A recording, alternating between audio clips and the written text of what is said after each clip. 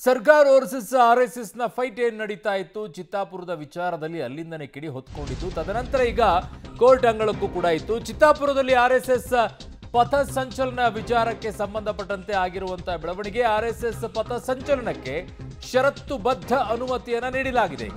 ಇದೇ ನವೆಂಬರ್ 16ರಂದು ಚಿತ್ತಾಪುರದಲ್ಲಿ ಪಥ ಸಂಚಲನಕ್ಕೆ ಅನುಮತಿಯನ್ನ ಕೊಡಲಾಗಿದೆ. ಮಧ್ಯಾಹ್ನ 3:30ರಿಂದ ಸಂಜೆಯವರೆಗೂ ಅವಕಾಶ ಇದೆ. 350 ಜನರು ಮಾತ್ರ ಭಾಗಿಯಾಗೋಕೆ ಅವಕಾಶ ಸಿಗ್ತಾ ಇದೆ. ಚಿತ್ತಾಪುರದಲ್ಲಿ RSS ಪಥ ಸಂಚಲನಕ್ಕೆ ಅನುಮತಿಯನ್ನ ಈಗ ನೀಡಲಾಗಿದೆ. ಕೋರ್ಟಿಂದ ಆದೇಶ ಬಂದಿರೋದು. ಮಧ್ಯಾಹ್ನ 3:30ರಿಂದ ಸಂಜೆ 5:45ರವರೆಗೆ ಈ ಅವಕಾಶ ಇರುತ್ತೆ. ನವೆಂಬರ್ 16ನೇ ತಾರೀಕಿಗೆ 350 ಜನ ಮಾತ್ರ ಭಾಗಿಯಾಗೋಕೆ ಅವಕಾಶವನ್ನ ಕೋರ್ಟ್ ನೀಡಿದೆ ಚಿತ್ತಾಪುರದಲ್ಲಿ. ನಾಳೆ ಇನ್ನೊಂದು ರೀತಿಯಾಗಿ ಇದೇ ರೀತಿಯಾಗಿ ಬೆಳವಣಿಗೆ ಆದಾಗಲೂ ಕೂಡ ಹೀಗೆ ಆಗುತ್ತೆ. ಆವಾಗಲೂ ಕೂಡ ಯಾವ ರೀತಿಯಲ್ಲಿ ಅಂದರೆ ಮತ್ತೆ ಕೋರ್ಟ್ನಿಂದಲೇ ಅನುಮತಿಯನ್ನು ಪಡಿಬೇಕಾಗತ್ತೆ. ಟಿಟ್ ಫಾರ್ ಎ ಟ್ಯಾಟ್ ಅನ್ನೋ ರೀತಿಯಲ್ಲಿ ಆಗುತ್ತೆ. ಇನ್ನೆಲ್ಲವೂ ಕೂಡ ಪಥಸಂಚಲನವನ್ನು ಮಾಡಬೇಕು, ರ್ಯಾಲಿ ಮಾಡಬೇಕು ಅಂತಂದರೆ ಕೋರ್ಟಿಂದಾನೇ ಅನುಮತಿಯನ್ನು ಪಡ್ಕೊಳ್ಳುವಂಥ ಪರಿಸ್ಥಿತಿ ಬರುತ್ತೋ ಏನೋ ಗೊತ್ತಿಲ್ಲ. ಯಾಕೆ ಅಂತಂದರೆ ಸರ್ಕಾರ ಆ ಮೈಲುಗಳನ್ನು ಹಾಕಾಗ್ಬಿಟ್ಟಿದೆ, ಆ ಪ್ಲ್ಯಾಟ್ಫಾರ್ಮನ್ನು ಸೆಟ್ ಮಾಡಿ ಆಗ್ಬಿಟ್ಟಿದೆ.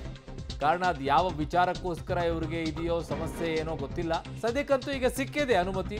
350 ಜನ ಭಾಗಿಯಾಗೋಕೆ ಅವಕಾಶವನ್ನು ಮಾಡಿಕೊಡಲಾಗಿದೆ. ಷರತ್ತುಬದ್ಧ ಅನುಮತಿ. ಈ ಷರತ್ತಿನಲ್ಲಿ ಏನಿದೆ ಅನ್ನುವಂಥದ್ದನ್ನು ನೋಡಬೇಕಾಗಿದೆ. ನವೆಂಬರ್ 16ನೇ ತಾರೀಕಿಗೆ ಪಥಸಂಚಲನಕ್ಕೆ ಅನುಮತಿಯನ್ನು ನೀಡಲಾಗಿದೆ. ಮಧ್ಯಾಹ್ನ 3:30ರಿಂದ ಸಂಜೆ 5:45ರವರೆಗೂ ಮಾತ್ರ ಈ ಅವಕಾಶವನ್ನು ನೀಡಲಾಗಿದೆ.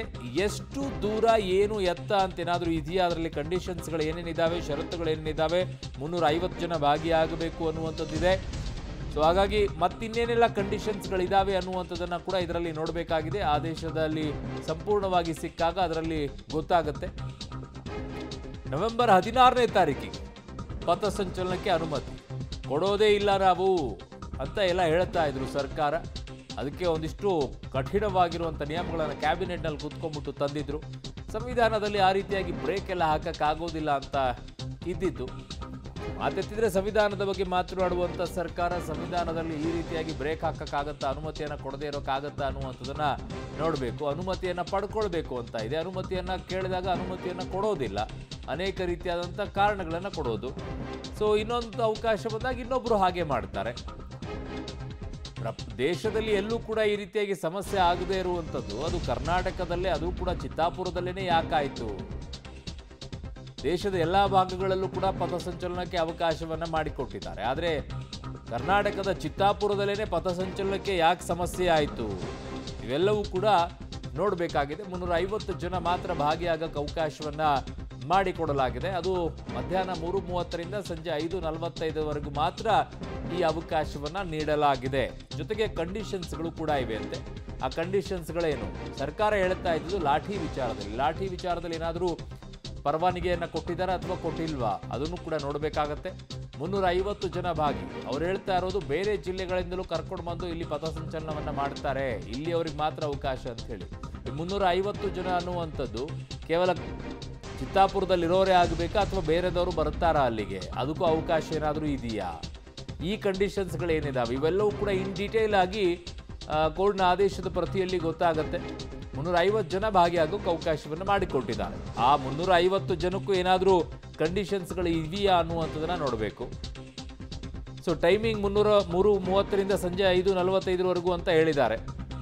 ಸೊ ಹಾಗಾಗಿ ಆ ಟೈಮಿಂಗಲ್ಲಿ ಎಷ್ಟು ಕಿಲೋಮೀಟರ್ವರೆಗೂ ಅವಕಾಶ ಇದೆ? ಸೊ ಪಥಸಂಚಲನ ಅಂತ ಹೇಳಿದ್ದಾರೆ. ಸೊ ಆ ಟೈಮಿಂಗಲ್ಲಿ ಎಷ್ಟಾದರೂ ಪಥಸಂಚಲನವನ್ನು ಮಾಡ್ಕೊಳ್ಬಹುದಾ?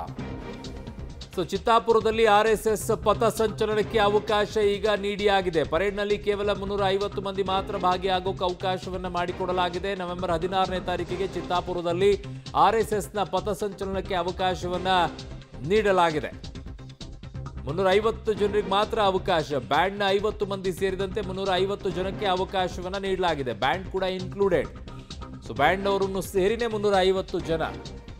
ಸೊ ಪರೇಡ್ನಲ್ಲಿ ಕೇವಲ 350 ಜನರಿಗೆ ಮಾತ್ರ ಭಾಗಿಯಾಗೋಕೆ ಅವಕಾಶವನ್ನು ನೀಡಲಾಗಿದೆ.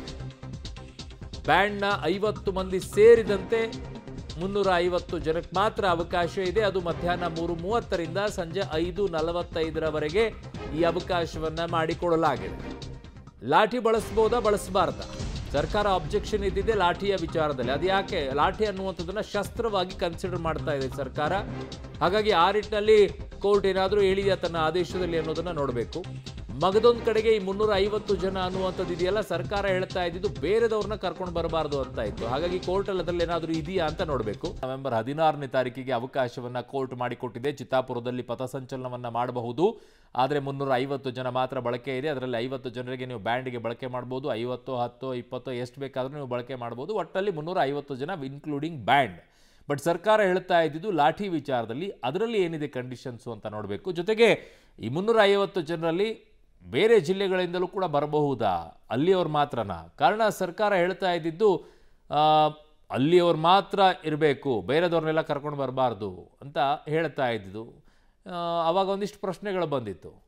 ಅದೊಂದು ಪ್ರಶ್ನೆ ಬರ್ತಾ ಇತ್ತು, ಈ ದೇಶದಲ್ಲಿ ಒಂದು ಕಡೆಗೆ ಒಬ್ಬರಿಗೆ ಮಾತ್ರ ಅವಕಾಶ ಇದೆ, ಎಲ್ಲೂ ಬೇರೆ ಕಡೆ ಹೋಗೋಕ್ಕೆ ಅವಕಾಶ ಇಲ್ವಾ ಅಂತ ಬರ್ತಾ ಇತ್ತು. ಗೊತ್ತಿಲ್ಲ, ಆದರೆ ಸರ್ಕಾರ ಮಾತ್ರ ಈ ರೀತಿಯಲ್ಲಿ ನಿಟ್ಟಿನಲ್ಲಿ ಯೋಚನೆಯನ್ನು ಮಾಡ್ತಾ ಇತ್ತು.